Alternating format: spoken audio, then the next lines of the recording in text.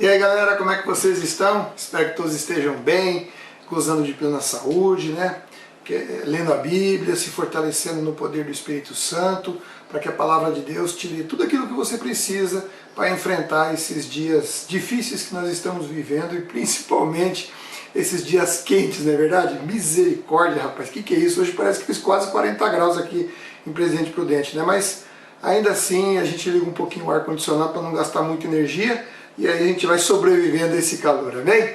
Vamos lá, livro de Amós, capítulo 4, e aqui nós vamos ver o castigo para um povo que é abusivo. Rapaz, olha que coisa, o livro de Amós, ele está trazendo bastante detalhes e eu quero compartilhar esses detalhes com vocês. Lembrando que a nossa devocional é só para compartilhar com vocês as riquezas que a gente consegue tirar aqui, algumas coisas fruto de pesquisa, algumas curiosidades, para que a sua devocional fique ainda melhor, beleza?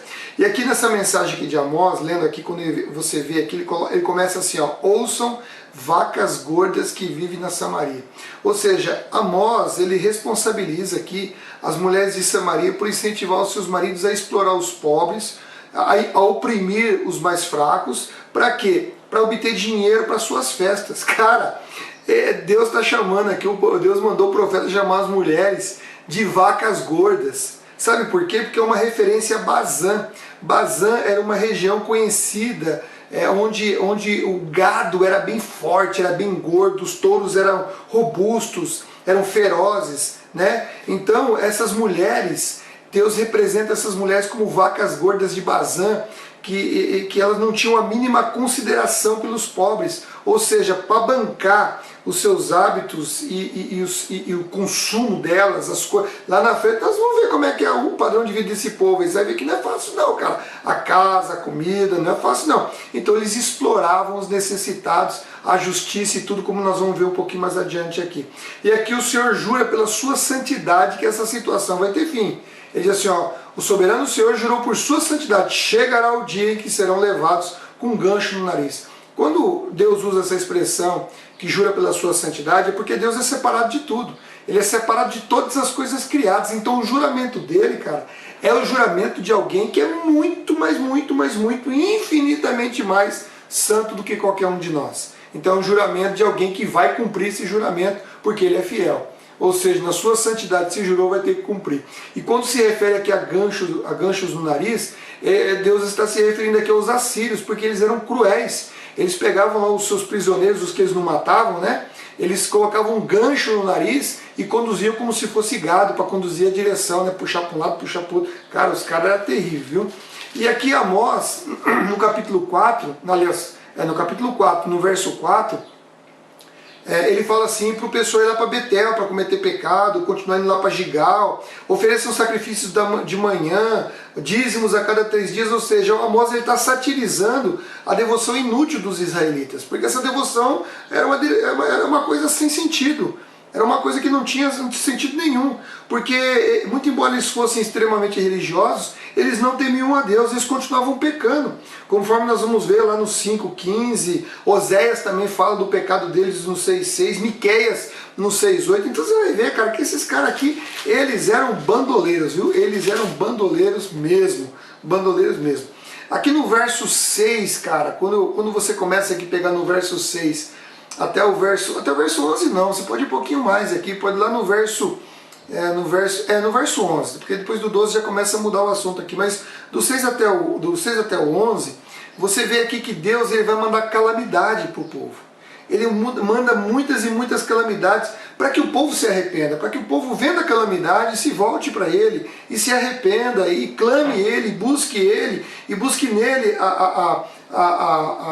o socorro para essa calamidade. No entanto, mesmo quando eles eram disciplinados, eles não voltavam para Deus. Por isso que você vai ver aqui 1, 2, 3, 4 vezes o Amós usando o refrão: nem assim vocês voltaram para mim.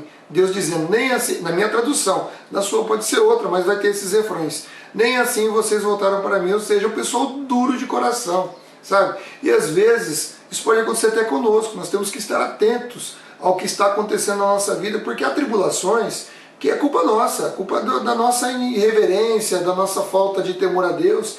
Então, quando as coisas acontecem por culpa nossa, Nós temos que não deixar o coração endurecer e a gente não se voltar para Deus. Pelo contrário, nós temos que analisar a nossa vida e se há alguma coisa errada, ter arrependimento no coração, se voltar para Deus, arrependido, entristecido e mudar de conduta, mudar de atitude, para não pecar mais e não que isso vá afastar a consequência do pecado. Não vai. Mas isso vai evitar que nós tenhamos novas consequências, porque Deus vem no nosso socorro e essas consequências elas irão passar, você pode ter certeza disso, beleza?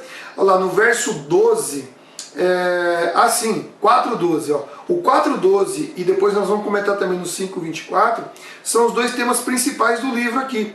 E nesse 4:12 aqui, como Israel não queria se arrepender, então ele deveria encontrar Deus, encontrar o seu Deus na onde? No tribunal, no julgamento. Olha que coisa terrível.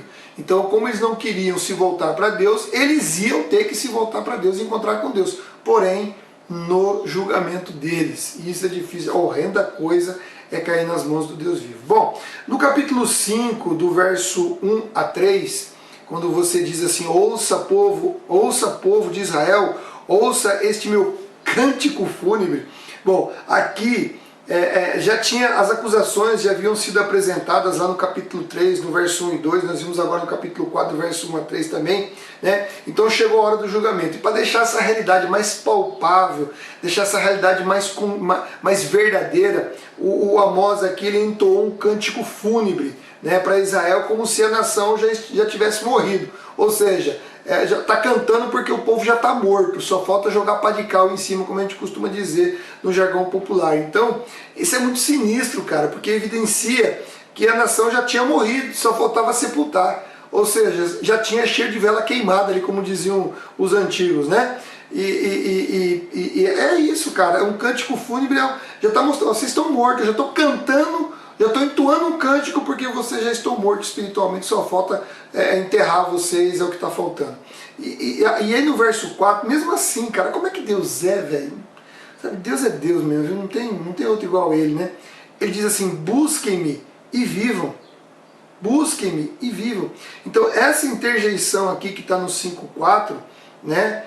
Quando ele fala para eles não adorar em Betel, ou seja, implica a condição de eles buscarem o Senhor de todo o seu coração e assim não permitir que aquele cântico fúnebre se torne uma sentença de morte. Mas essa adoração que Deus está pedindo aqui não é adoração do jeito deles, é adoração do jeito que Deus quer ser adorado. É Ele que estabelece os requisitos da sua adoração. Então, como o Senhor, eu já disse, na sua santidade, Ele não faz parte desse mundo, Ele não pode ser manipulado por ninguém.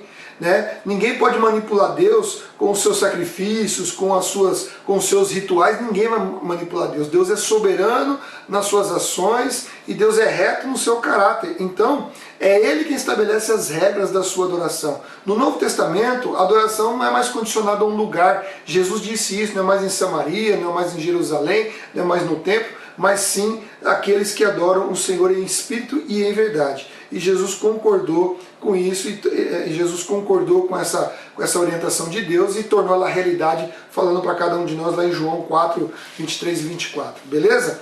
Então nós temos que adorar a Deus nas condições de Deus, não do jeito que a gente quer. Quando a gente vai para o culto, cara, nós temos que ter temor, reverência, concentração, abnegação, se voltar para Deus, com o coração contrito, espírito quebrantado, permitindo que Deus fale conosco, tirar todas as distrações e focar exclusivamente no Senhor. Bom, no verso 10 aqui, cara, é incrível. O verso 7 e o verso 10, eles estão ligados. Por quê? Porque no verso 7, Amós, ele pega e fala assim, ó, vocês transformaram a retidão em amargura e tratam a justiça como lixo. E no verso 10 fala assim, vocês odeiam juízes honestos. Por quê? Porque os caras compravam, velho. Os caras aqui, eles controlavam os tribunais, eles compravam os juízes, eles compravam as testemunhas e eles não estavam nem aí com a verdade. O que eles queriam era que os interesses pessoais deles fossem atendidos, porque eles eram influentes na sociedade, aliás, eles eram os mais influentes na sociedade. Então você vê aqui que a justiça aqui já era corrupta desde essa época, né?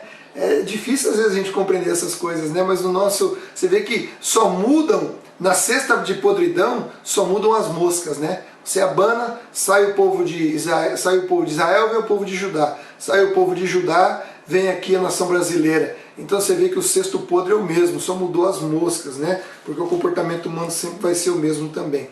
No verso 11, eu vi aqui casas de pedra, e fala de casa de pedra, eu fui querer saber o que é. As casas naquela época eram construídas de tijolo e argila. E as casas de pedra, velho, precisava de mão de obra especializada, então era caríssimo. Então por aí você vê como havia exploração. E no verso 13 aqui, em continuação ao 10 e ao 7, aqui parece a quebrada, velho.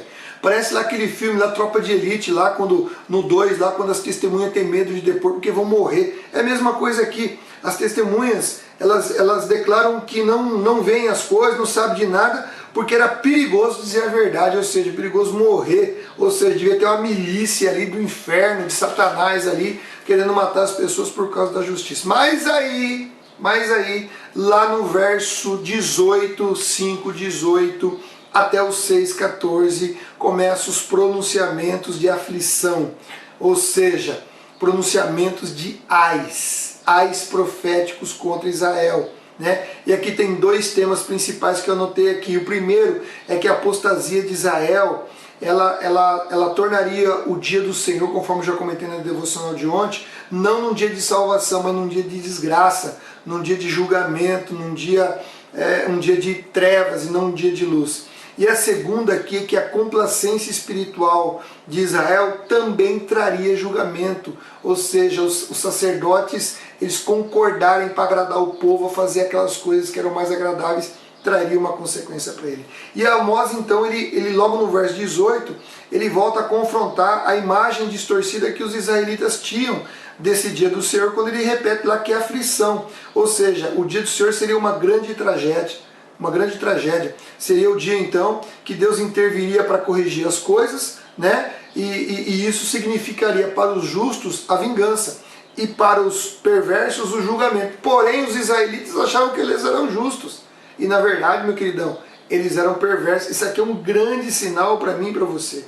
Porque o dia do Senhor aconteceu aqui para essa geração em 722, quando a Assíria dominou Israel e matou, acabou com tudo lá e levou a galera com argola no nariz, né? Com gancho no nariz.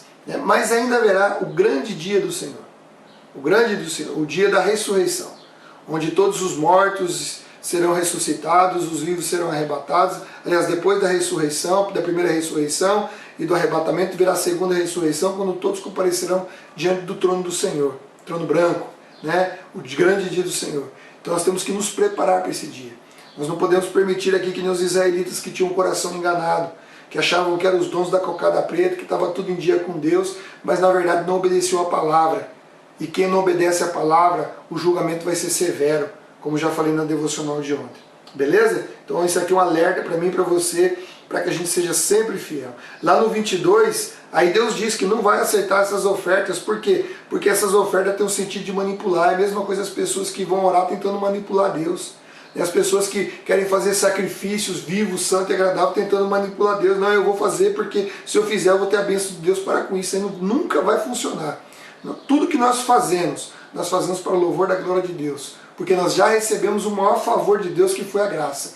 E nós temos que aproveitar isso. Né? Não podemos cobrar nada de Deus, não temos esse direito. No 24 aqui é aquele tema, o segundo tema principal do livro que eu falo.